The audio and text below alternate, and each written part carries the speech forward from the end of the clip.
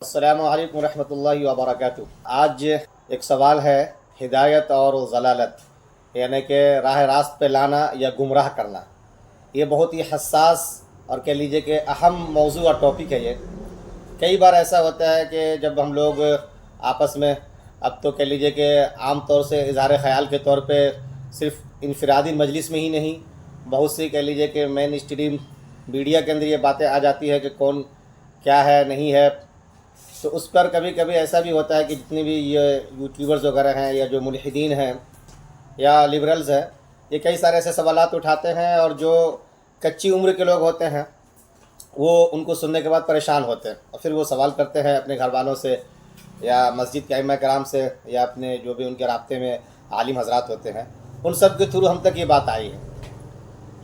ہوا یہ ہے کہ کئی ایک صاحب نے جو ہدایت کے حوالے سے اور ضلالت کے حوالے سے سوالات رکھے ہیں، ان سب کا خلاصہ میں بتا دوں۔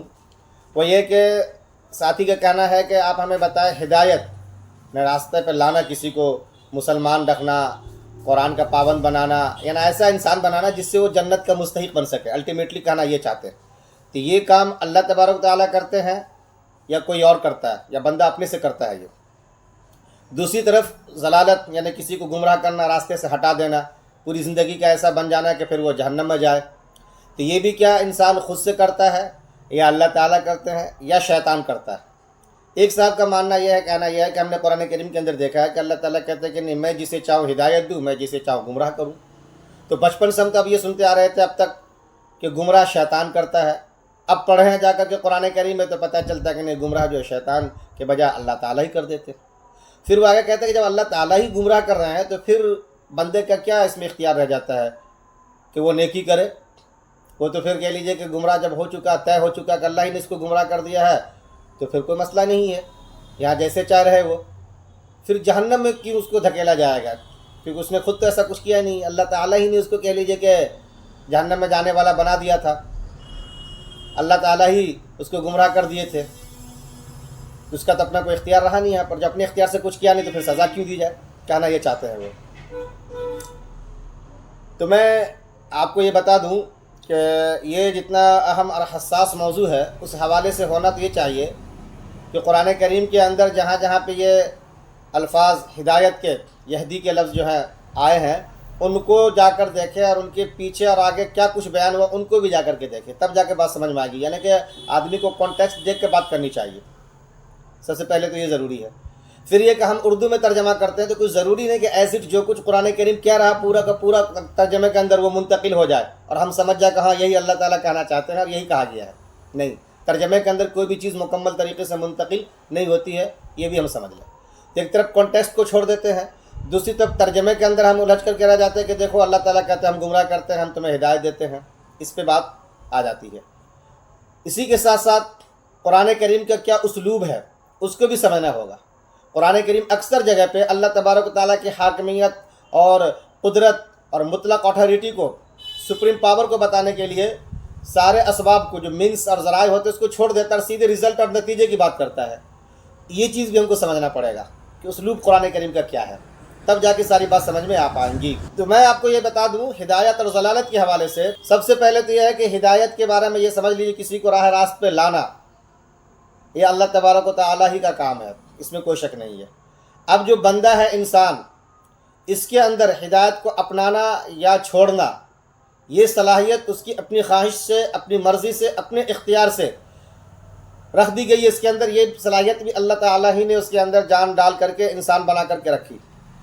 یہاں تک اللہ تبارک و تعالیٰ کی قدرت کی بات ہوتی ہے، اور قرآن کریم نے اس کو بھی بتایا ہے۔ اب اس کے بعد جب اس کے اندر ساری خواہشات آ چکی، مرضی اس کی اپنی، قدرت اس کی اپنی، یہاں سے وہ کیا کرتا ہے نہیں کرتا ہے، جنت یا جہنم کا فیصلہ، سزا یا جزا، یا اس کی گرفت یا پکڑ، یہ سب اب انسان کی مرضی کے اوپر اس نے جو کچھ کیا ہے اپنی قدرت سے، اپنی صلاحیت سے جا کر کے اس پہ منحصر ہوگی، اس کے لحاظ سے اس سے سوال جواب کیا جائے گا۔ یہ دو باتیں سمجھ لیں اچھے طریقے سے۔ پھر سے بتا دوں میں، اللہ تعالیٰ انسان کے خالق ہے، اللہ نے ہی جان ڈالا ہے، اللہ نے قدرت دی ہے، صلاحیت دی ہے، سب کچھ اللہ تعالیٰ نے دیا، ٹھیک ہے۔ اب یہ انسان اپنی قدرت اور صلاحیت کے لحاظ سے کیا کچھ کرتا ہے، سوال اس سے اس کے مطابق ہونا ہے، اور جنت اور جہنم کا فیصلہ اس کی اپنی مرضی اور صلاحیت اور قدرت کے مطابق جو عمل اس نے کیے ہیں اس کے مطابق ہونا ہے۔ تو اللہ تبارک و تعالیٰ کی قدرت کہاں تک آتی اس کو سمجھ لیں، اور پھر بندے کی مرضی اور حیثیت کہاں سے چل پڑتی ہے اور کس بنیاد پہ اس سے سوال جواب ہوگا اس کو بھی سمجھ لیں، تو بات سمجھنا آسان۔ اب آ جاتے شیطان کے اوپر کہ شیطان کی طرف نسبت کی گئی ہے، جیسے کہ شیطان نے مہلت مانگی، قرآن کریم میں ہے کہ اس نے کہا کہ انظرنی الی یوم یبعثون قال انک من المنظرین، مجھے مہلت دی، اللہ کا چل تجھے مہلت ملتی ہے، ٹھیک ہے۔ اسی طریقے سے کہیں پہ ہے وہ لأغوینہم اجمعین، ہم ہر ایک کو گمراہ کریں گے الا عبادک منہم المخلصین، لیکن ہاں جو نیک بندے ہیں اس پہ میرا قابو نہیں چل پائے گا، میرا بس اس پہ نہیں چلنے والا، وہ میرے بس سے باہر ہے۔ تو کہا کہ شیطان نے بھی اقرار کر لیا کہ میں گمراہ کروں گا انہی کو جو میرے وسوسے میں آ جائیں گے، میرے بہکاوے میں آ جائیں گے، باقی جو میرے وسوسے میں نہیں آئے گا، بہکاوے میں نہیں آئے گا، جو اپنی مرضی سے، اپنی قدرت سے، اپنی صلاحیت کے مطابق اے اللہ آپ کو ہی ماننے والا ہوگا، مضبوط ہوگا، میرے بہکاوے میں نہیں آئے گا، اس پہ میرا بس نہیں چلے گا۔ تو اس سے پتہ چلتا ہے کہ شیطان بھی انسان کی قدرت اور مرضی اور اس کے بہکاوے میں آنے اور جانے سے ہی اپنا تعلق رکھتا ہے۔ اور شیطان کو بھی مہلت کس نے دی؟ اللہ تعالیٰ نے۔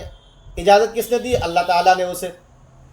تو شیطان کی طرف اس حوالے سے نسبت ہو جاتی ہے کہ شیطان باضابطہ وسوسے ڈالتا ہے، ترغیب دیتا ہے گمراہی کا، گناہ کا، اس کو اپنی طرف کھینچتا ہے، بندہ اس طرف کھینچ جاتا ہے۔ تو شیطان جو اس کو اپنے لحاظ سے بنا لیتا ہے اور بندہ بھی اپنی مرضی سے اس کی طرف چلا جاتا ہے، یہاں پہ اب شیطان کی طرف نسبت کرنا بھی صحیح ہو جاتا ہے، کیونکہ شیطان نے بہکایا تو بہک گیا، اور یہ اپنی مرضی سے بہک کے اس طرف گیا، تو لہٰذا شیطان کی زیر اثر آ جانے کی وجہ سے اس سے سوال جواب ہونا ہے۔ اور شیطان کے ساتھ ساتھ اللہ تعالیٰ کی طرف نسبت ہو جاتی ہے کہ اللہ تعالیٰ بندے کو گمراہ کرتا، کیوں؟ اس لیے کہ شیطان میں گمراہ کرنے کی صلاحیت چاہے وسوسے کے ذریعے ہو یا ترغیب دے کر کے ہو، کس نے ڈالی ہے؟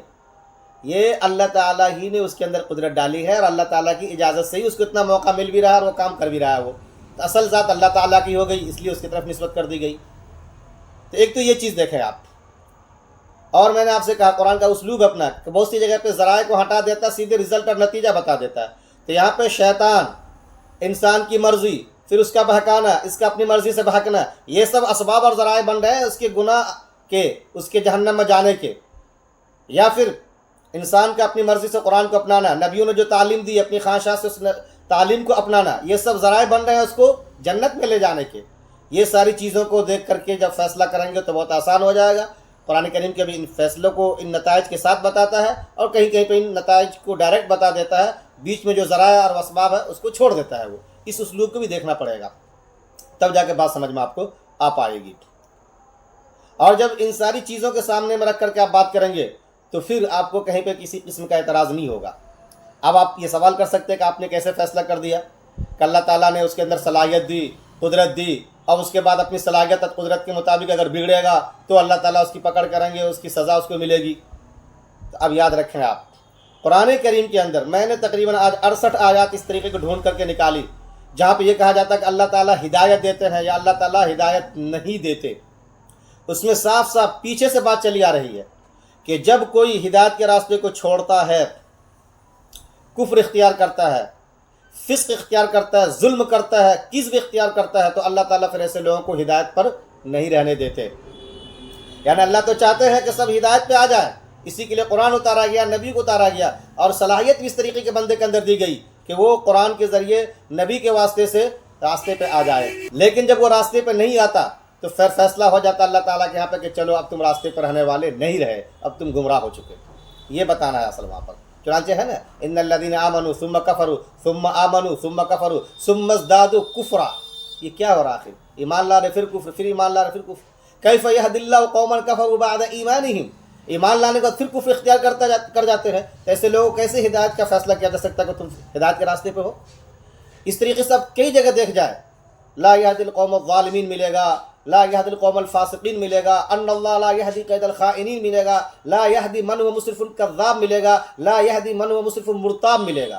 یہ کذب، یہ ظلم، یہ خیانت، یہ فسق، یہ سب جب آدمی بار بار اپنائے گا تو اپنا کر کے گویا یہ کہہ رہا ہے العنان، کہا مجھے صلاحیت ملی ہے ضد میں آ کر کے انکار کرنے کا، میں انکار ہی کرتا رہوں گا، میں کفر کرتا رہوں گا، میں ظلم کرتا رہوں گا، میں جھٹلاؤں گا سب چیز کو۔ جب بار بار انسان ایسا کرے گا تو پھر اللہ تبارک و تعالیٰ نے جو اس کے اندر صلاحیت دے رکھی تھی دونوں طرف جانے کا، اچھائی کا راستہ اپنانے کا نبی کے واسطے سے یا گمراہ ہو جانے کا شیطان کے واسطے سے، وہ فیصلہ اس کے اوپر ہو جائے گا۔ اسی فیصلے کو بتایا گیا قرآن کریم کے اندر باضابطہ کہ اب اللہ تعالیٰ نے اس کے گمراہ ہونے کا فیصلہ طے کر دیا ہے، مہر لگا دی۔ ختم اللہ علی قلوبہم وعلی سمعہم وعلی ابصارہم غشاوہ، اب مہر لگ چکا، کلیئر ہو چکا۔ گویا کہ انسان جو کچھ بھی اپنے اختیار سے کرتا ہے اللہ تبارک تعالیٰ کے یہاں پہ جا کر کوئی چیز ویریفائی ہو جاتی ہے، کنفرم ہو جاتا ہے کہ ہاں اب یہ اسی میں سے آ گیا، اب اس کو مہر لگ چکی اس کی اپنی بدماشی کی وجہ سے۔ اس کو اگر عامیانہ انداز میں سمجھا جائے، ایک مثال کے طور پہ بات کر رہا ہوں میں، تو آپ اس کو بہت حد تک قریب لے جا کے سمجھ سکتے ہیں۔ ایک انسان نے خودکشی کر لی، اس نے زہر کھا لی اس نے، اور اس کو لے کر کے اس کے گھر والے بھاگ کر کے جاتے ہیں ڈاکٹر کے یہاں پہ، ڈاکٹر دیکھتے کہتا ہے کہ نہیں، ہی از نو مور، یہ نہیں بچا، ختم ہو چکا۔ تو کیا آپ تعبیر اختیار کرتے ہیں؟ یہ کہتے ہیں نا کہ ڈاکٹر اس کو نہیں بچا سکا، لا یہدی القوم الظالمین، اللہ تعالیٰ ایسے لوگوں کو ہدایت پہ باقی نہیں رکھتے، کیونکہ بار بار گمراہی کرتا جا رہا ہے وہ۔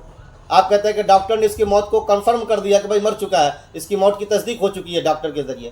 قرآن بھی یہاں پر اس کی بار بار کی شرارت، اس کی بار بار کی خیانت، ظلم، فسق، عدوان کی وجہ سے اب یہ طے کر رہا ہے، اس کو کنفرم کر رہا ہے کہ اب یہ اسلام پہ نہیں رہا، ہدایت پہ نہیں رہا۔ ایسے لوگ ہادی کے زمرے میں جو ہدایت دینے والے ہیں اس کے اندر آنے والے اب یہ نہیں رہے، یہ چیز کلیئر کی جاتی ہے وہاں پر۔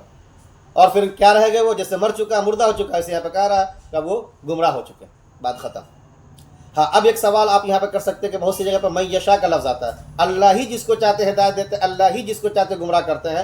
تو یہ وسیلہ اور ذریعہ جو میں نے کہا تھا آپ اس کو پھر یہاں پہ سامنے رکھیں۔ آگے پیچھے قرآن کریم کے اندر جو میں نے کہا کہ 67 آیات ایسی ملتی ہیں، آپ یہ 68 آیات آپ ان کو جا کے دیکھ لیں، آپ کو وہ ساری چیزیں مل جائیں گی کہ کون کیا کرتا ہے، تب جا کے کیا فیصلہ آتا ہے۔